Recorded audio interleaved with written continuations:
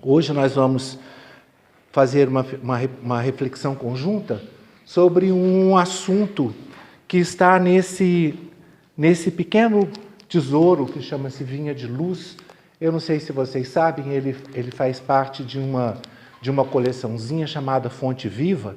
São 5 livros, né? São todos psicografados pelo Chico, são ditados por Emmanuel, e eles são fontes de vida, realmente, porque daqui a gente vai tirando um monte de informações interessantes.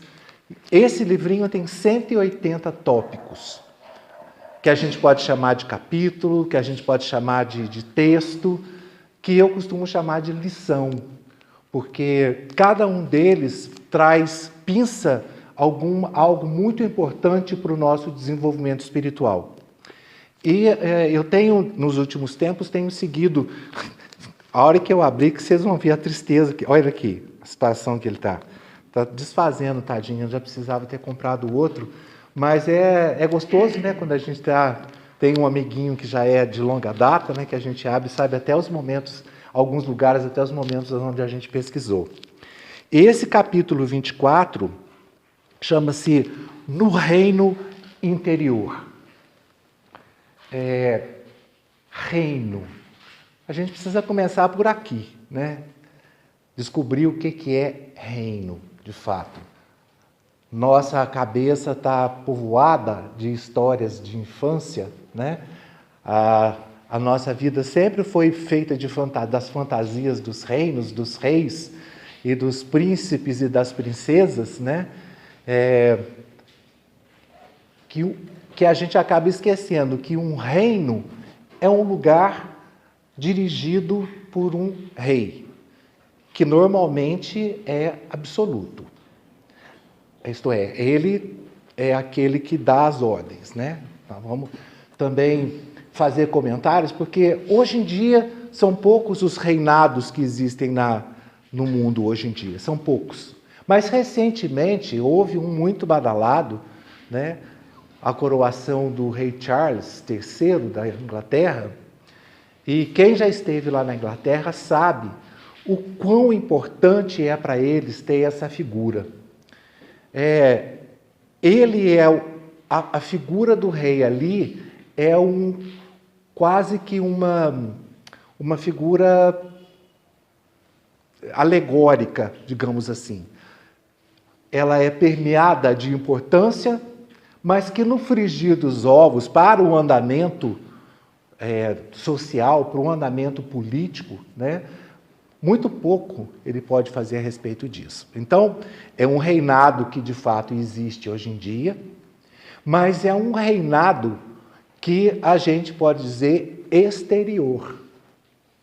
Embora a gente tenha visto quando foi da coroação deles, não sei se vocês se lembram, não da coroação, né, assim que a rainha desencarnou, logo em seguida ele já sobe ao trono e eles têm que fazer um monte de assinar papéis e nomeações e tal. E 2 movimentos dele ali me chamaram muito a atenção. Primeiro, para quem assistiu, viu pela TV, viu que ele, no momento que estava para assinar, ficou muito irritado porque tinha uma caneta, um tinteiro ali do lado, e ele ficou irritado e foi até grosseiro. E a outra foi quando acabou tudo, que a gente esperava que ele dissesse muito obrigado, boa tarde a todos, boa noite e tal, a gente se vê, e saísse. Muito pelo contrário, acabou de fazer, levantou o queixo, foi e saiu, porque é isso que se espera de um rei, de uma figura que reina. Por que a gente está fazendo esse tipo de comentário? Porque, dissemos agora há pouco, ele é um rei, não é?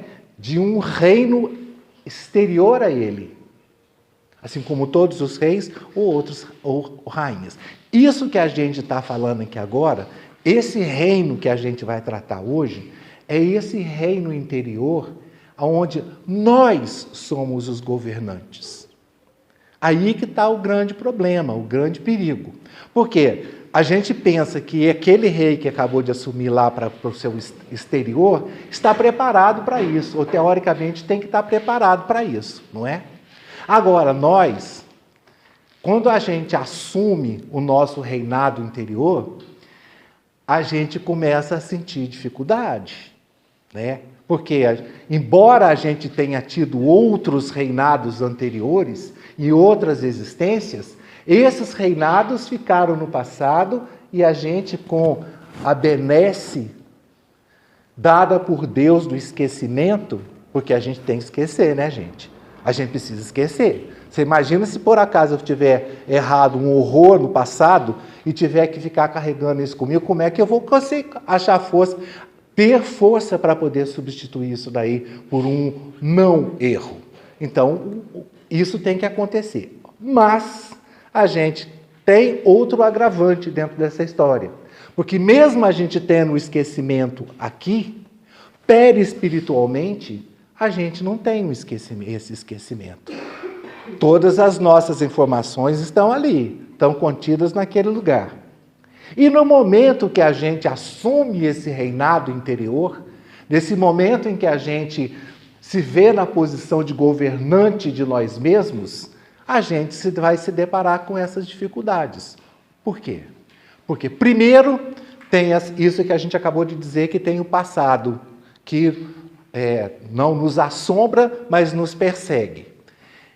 Nós temos um cotidiano onde outros reinados estão graçando. E sem fronteiras, né? Os nossos reinados não têm fronteira. Eu, dentro de rei de mim mesmo, você, rainha de si mesma, a nossa fronteira não existe. Nós estamos interligados em todo esse arcabouço mundial, planetário, material. Então, o risco da gente se bater, o risco da gente se esbarrar é grande, não é? E cada vez que a gente se esbarra, vem algum tipo de informação para você. Então, a gente vai somando o passado, vai somando esse cotidiano de agora e vai somando a nossa vontade terrível, de errar. Porque é complicado, mas é isso que nós temos. Nós temos muito mais vontade de errar do que de acertar. Porque se nós tivéssemos mais vontade de acertar, a gente não ia estar nesse plano aqui agora. Esse plano aqui agora é feito de pessoas que estão errando em busca do não erro, do acerto. Por isso nós estamos em prova e expiação nesse momento aqui agora. E cada vez que a minha vontade de cometer um equívoco, eu não vou nem falar erro, de cometer um equívoco é grande, a gente tem duas opções: dizer não para isso ou concordar com isso e fazer. Quantas vezes no nosso dia a dia, quantas vezes nós dizemos não para algo que nos vem de imediato? Porque os erros podem ser pensados e podem não ser pensados. Eles são voluntários, eu disse lá em Paraguaçu, exatamente isso.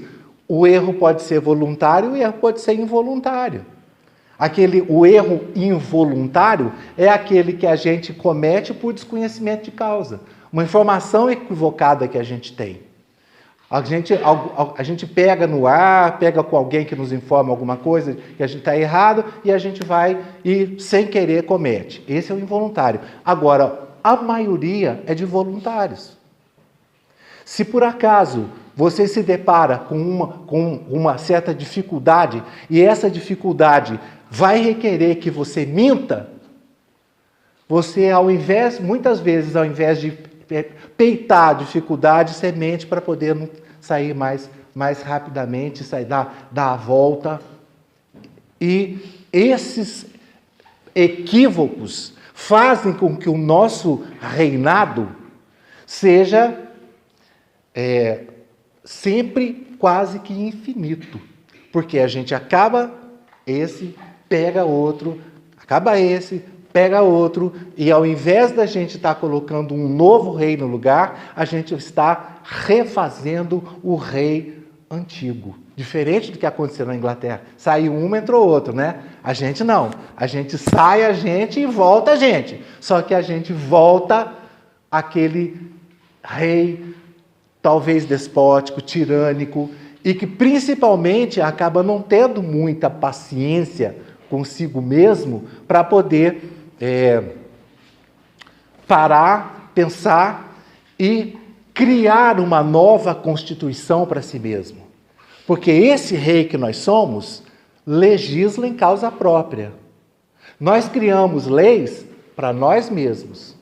Nós colocamos na nossa constituição pessoal as leis que a gente acha que são certas para a gente. Mas qual é que foi a palavra que eu disse? Que a gente acha. Por quê? Porque existe uma série de padrões que nos são colocados à frente para a gente escolher. Esses padrões que são normalmente ditados por Jesus, dados por Jesus, e que se perpetuam por todos esses milhares de anos, deveriam estar substituindo essas leis pessoais que a gente está fazendo para a gente.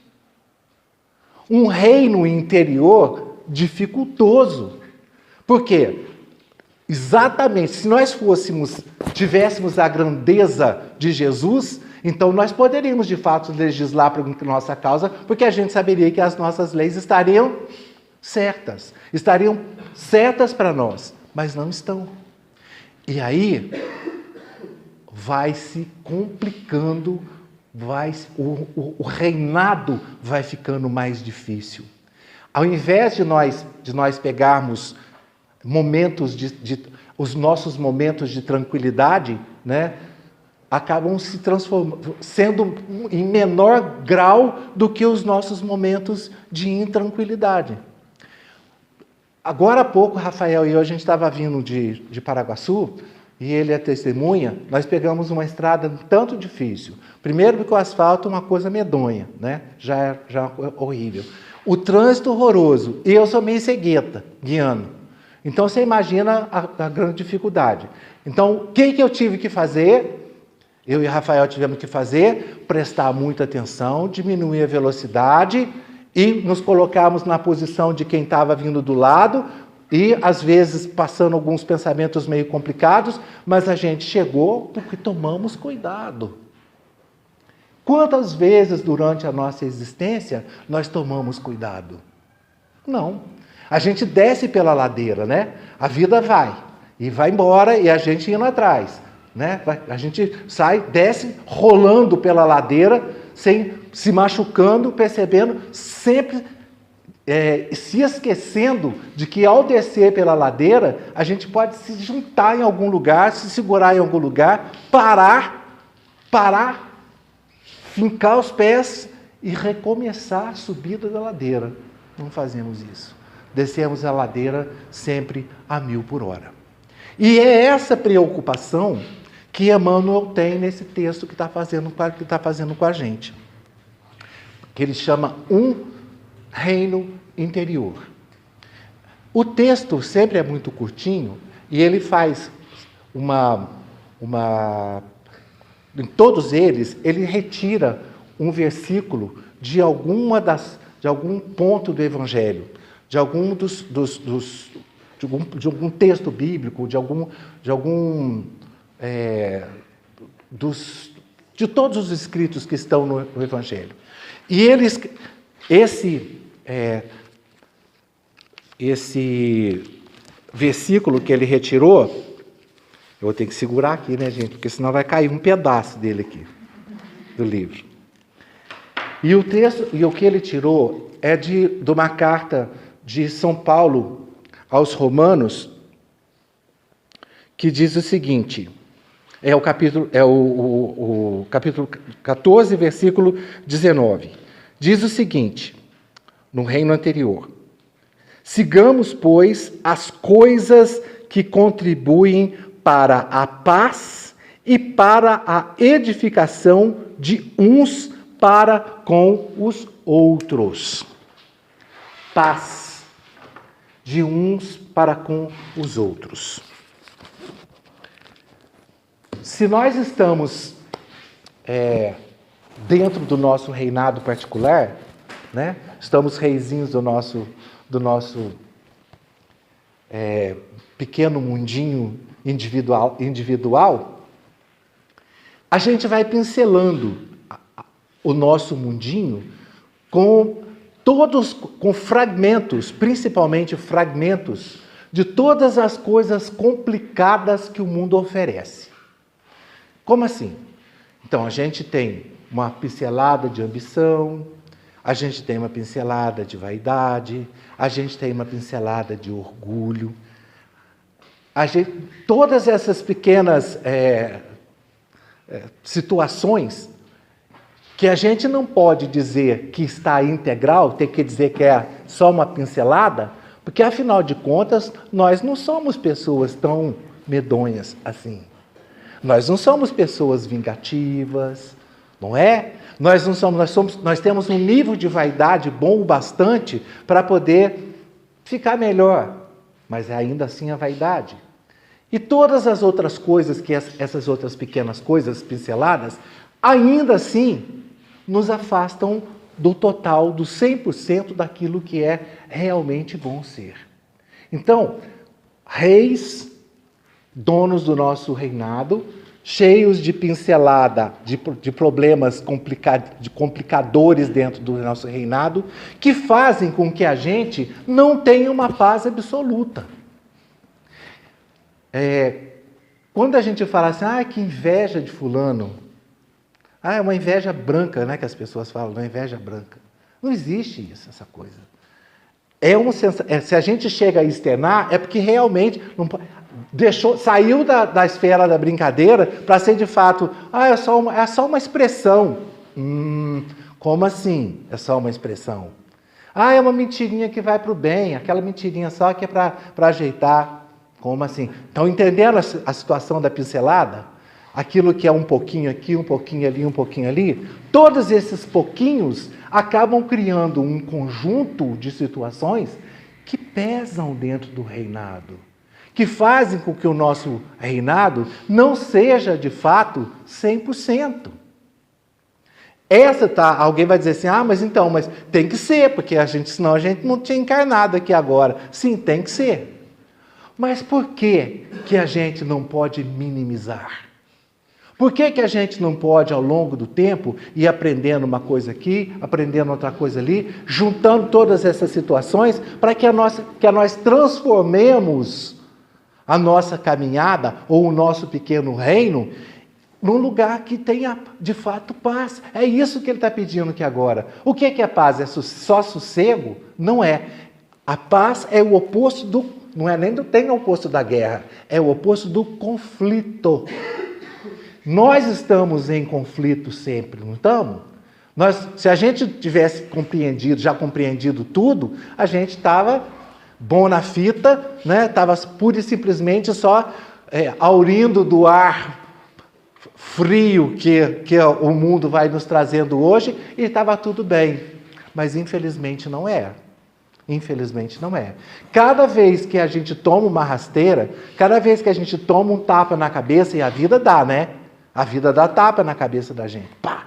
Fica esperto. Pá! Cada vez que a gente toma um tapa na cabeça, a gente se volta para dentro de si mesmo e cria-se um problema de conflito difícil de ser solucionado. E enquanto nós estamos em conflito, essa coisa dos nossos reinos próximos acabam ficando conflituados também. É a mesma coisa de um reino, se nós tivéssemos dois reinos com fronteira e tudo, em termos de país, é a mesma coisa. Se um está atribulado e começa a provocar o outro, o que acontece? O outro não queima no golpe? Rapidinho? É isso que acaba acontecendo. Se eu saio da minha paz, eu provoco um conflito. Está certo que é no aprendizado, mas precisa ser assim? Não. Não precisa ser desse jeito.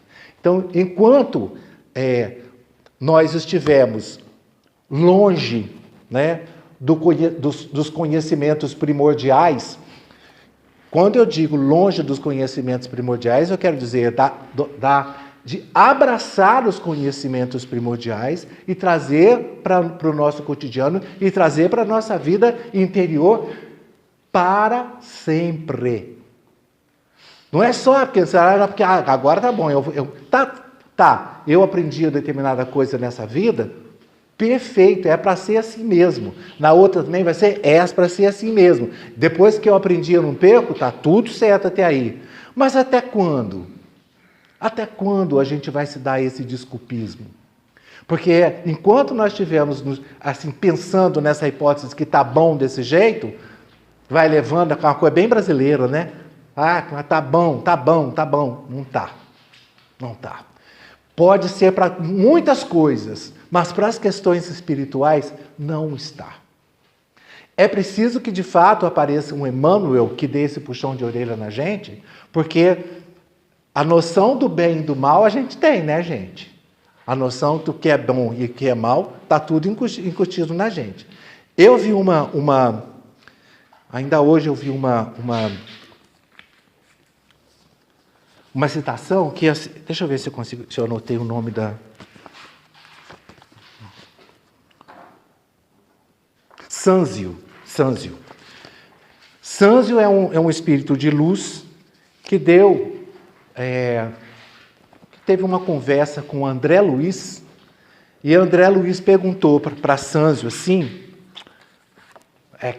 parece meio infantil, né? Perguntar o que é bem e o que é mal, mas para cada um que a gente perguntar, se eu perguntar para você o que é bom, ou o que é bem, o que é mal, talvez você tenha uma resposta muito diferente do que o seu vizinho. Porque a gente tem a centelha, a gente é a criação divina, a gente sabe, tem lá incutido em nós mesmos a noção do que seja, mas não é dentro do nosso reinado? Não é onde nós estamos mandando? Então, de repente, a gente pode colocar para a gente uma definição um pouco diferente daquilo que está no reino ao nosso lado. E eu adorei, ele escreveu assim, Sanzio respondeu para ele, que o bem é o progresso, o amor e a harmonia. Rapidamente, André Luiz perguntou, mas e o mal? Sabe o que ele respondeu? Ele respondeu, o mal é o progresso, o amor e a harmonia apenas para nós mesmos. Dá para vocês? Dá para chegar junto, para saber o quão isso é complicado?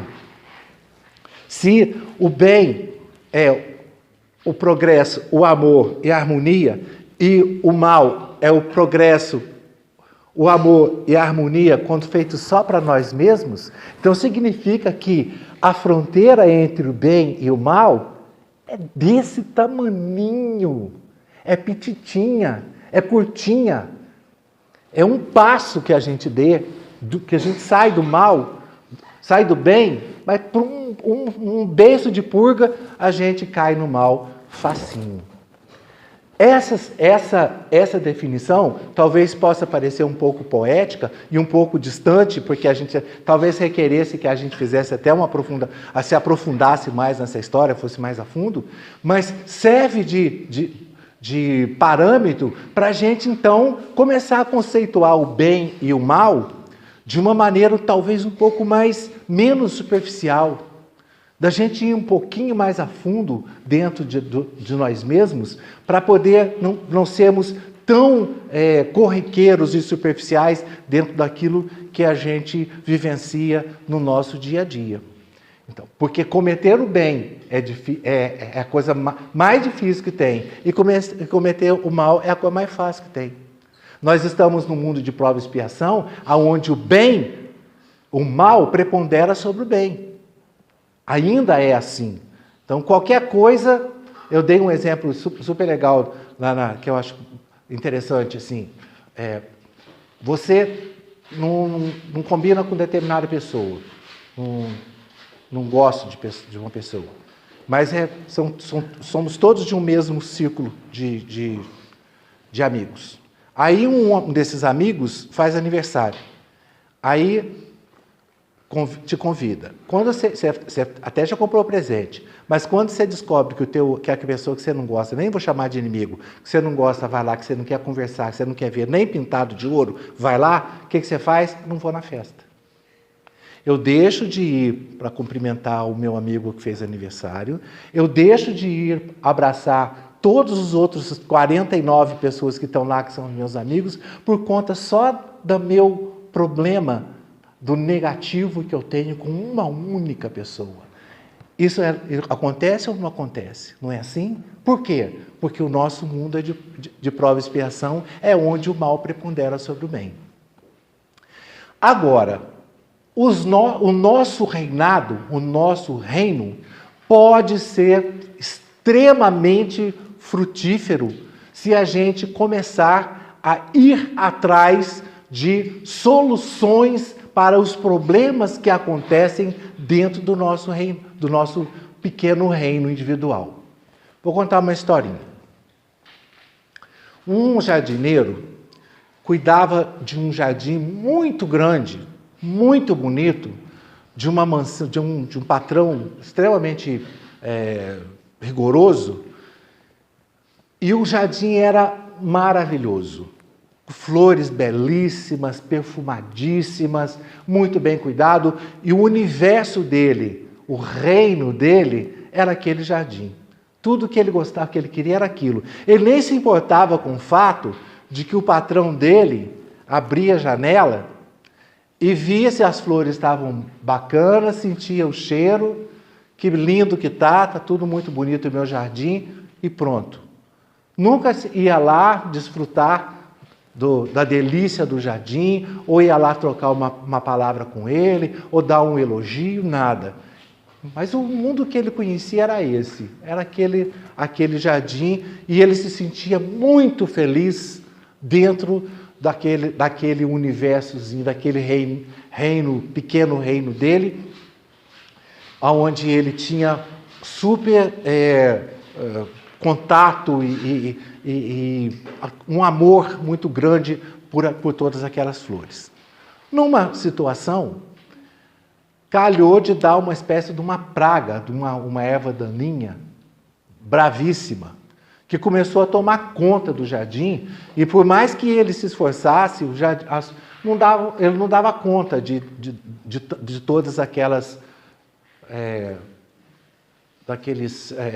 das ervas daninhas que estavam acabando com as flores, e ele começou a ficar com muito medo do patrão abrir a janela e falar: mas cadê minhas flores? Cadê o perfume que eu estou acostumado a sentir?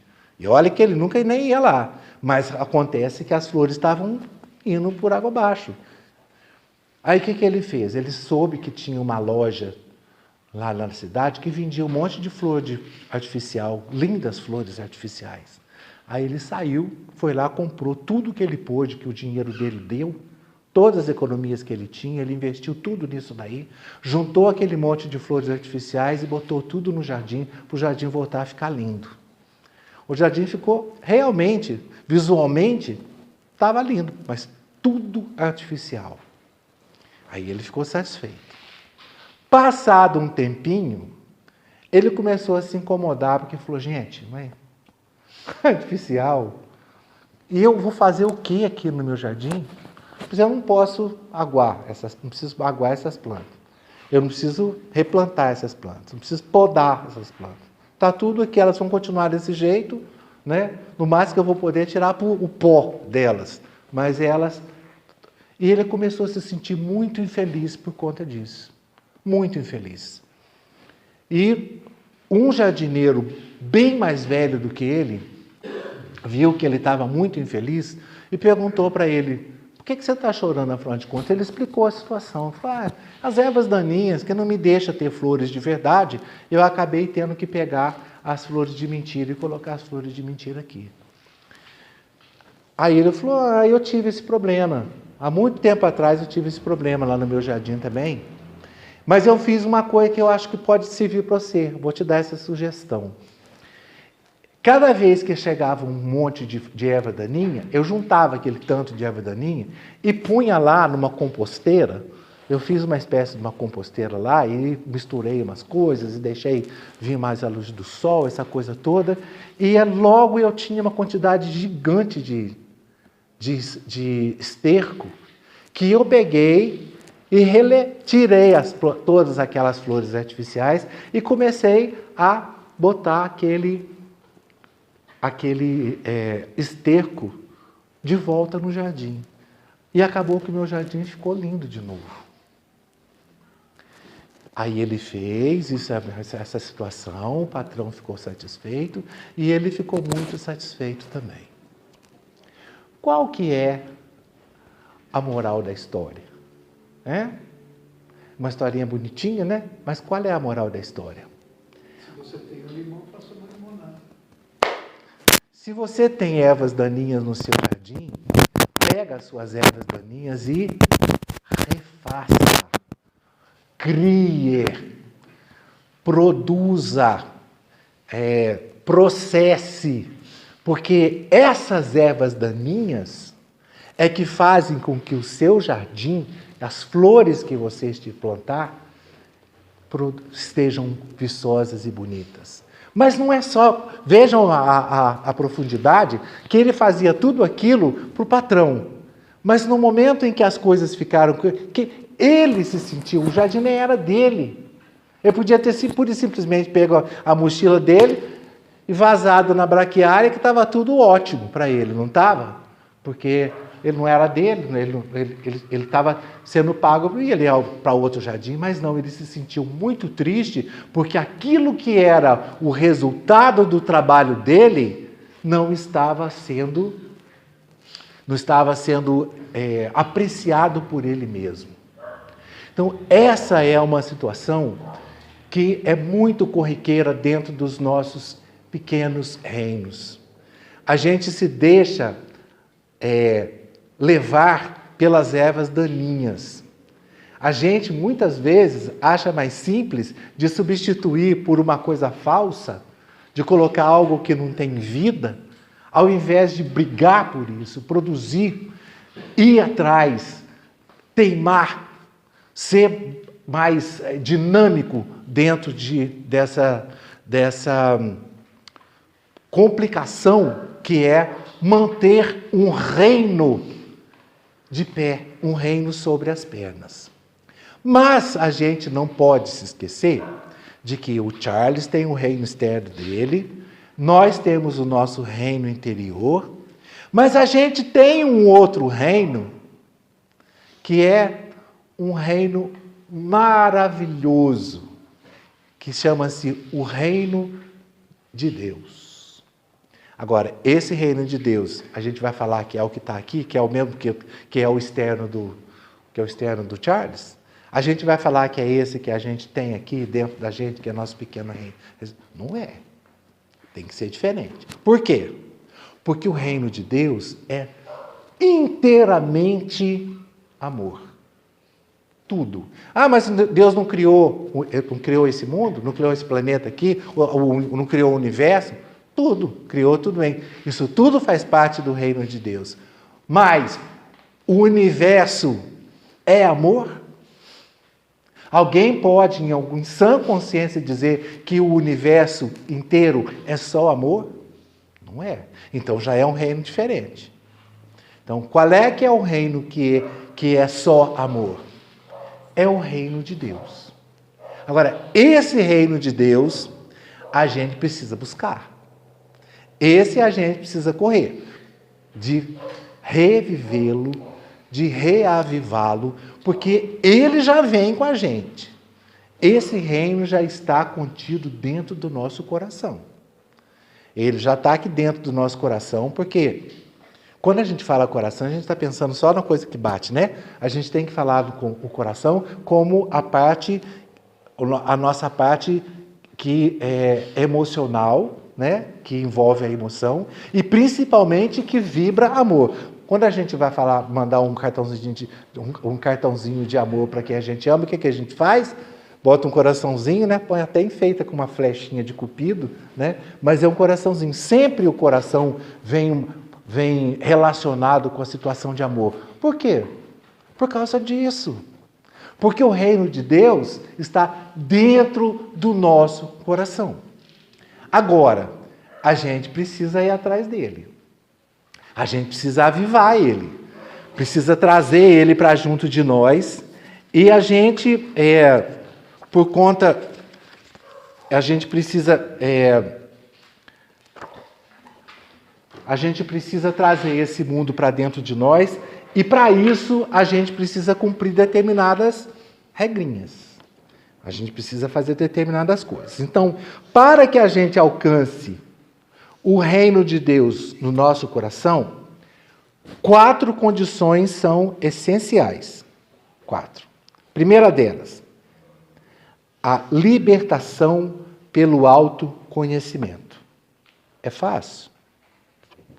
É fácil a gente se autoconhecer, conhecer a si mesmo? Não é porque a gente não disse logo do início que a gente não para? A gente não para? A gente não desce na ladeira? Então é por isso que é mais difícil. Mas esse é um pré-requisito para que a gente a gente encontre o reino de Deus dentro da gente. É preciso que a gente vá atrás da nossa libertação pelo autoconhecimento. Libertação do quê? Libertação das coisas que nos atrasam. Libertação da antítese do amor. Libertação do que é a antítese, o contrário do bem. Essas coisas é que nos atrelam. São essas coisas que nos mantêm atrelados à nossa pouca condição de nos autoconhecer. Mas a gente precisa correr atrás. A gente precisa tentar descobrir isso daí. Segunda condição, a humildade para perceber as nossas imperfeições.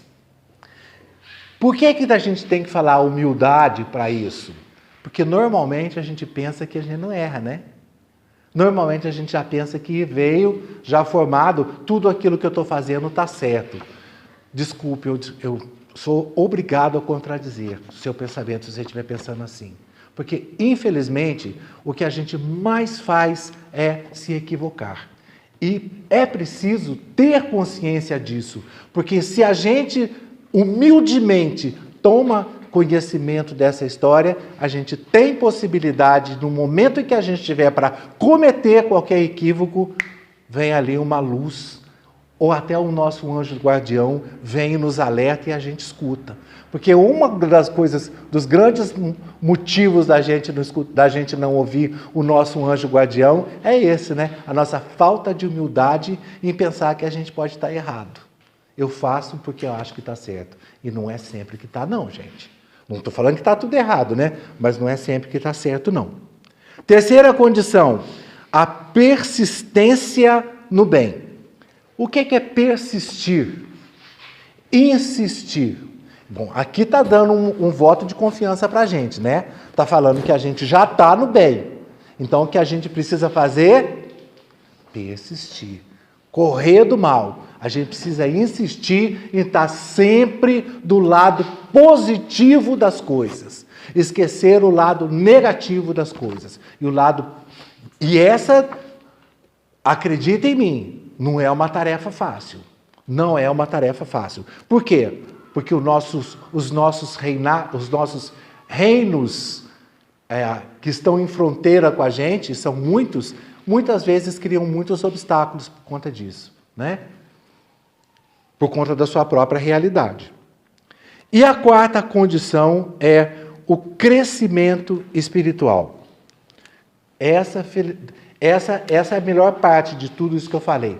Porque o simples fato de nós estarmos aqui nessa conversa, o simples fato de nós termos saído de casa, enfrentado o frio e termos nos colocado com a nossa mente e o nosso coração abertos para as coisas que são importantes para o nosso espírito, só isso já nos dá um voto de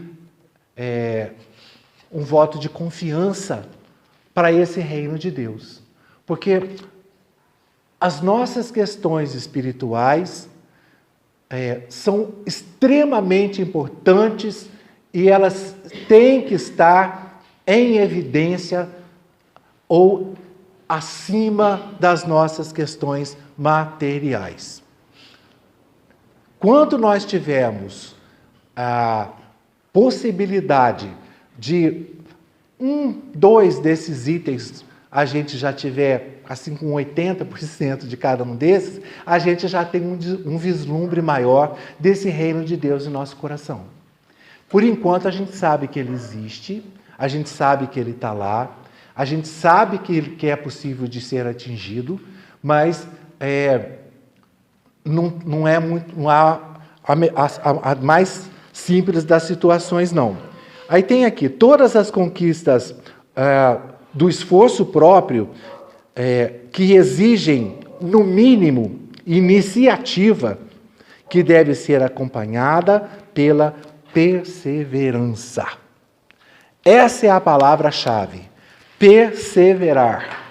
Isto é, insistir, tentar melhorar ao máximo possível. Quando nós chegarmos nesse ponto, quando nós atingirmos esse ponto de compreendermos que essa perseverança pode ser salvadora, então o nosso reino interior vai se colocar dentro do reino de Deus. Não é ao lado, não é junto de, é dentro de. Porque o nosso grande objetivo na nossa passagem por esses plano, o nosso grande objetivo, por o aprendizado que a gente tem, é esse. Nós estamos como um facho de luz, como finalmente a centelha divina integral dentro do reino de Deus. Isso posto, a gente agradece a atenção, se coloca sempre à disposição de vocês quando